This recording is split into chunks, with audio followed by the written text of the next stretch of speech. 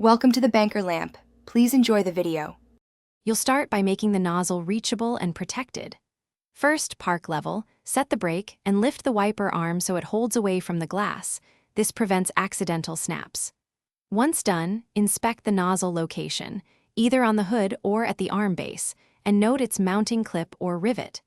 Make sure you've got a flat blade screwdriver or small pick and the correct replacement nozzle. This minimizes unnecessary force and avoids bending the arm while you begin removal.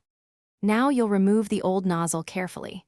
Use the screwdriver to depress the retaining clip or pry the rivet head enough to free the nozzle. Apply steady pressure rather than jerking.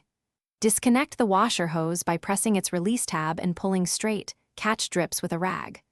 Once free, compare the replacement to the old unit.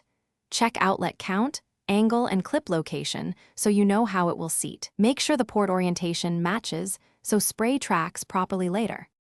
Finish by seating the new nozzle into its pocket and pushing until you hear or feel the clip engage. This secures the unit.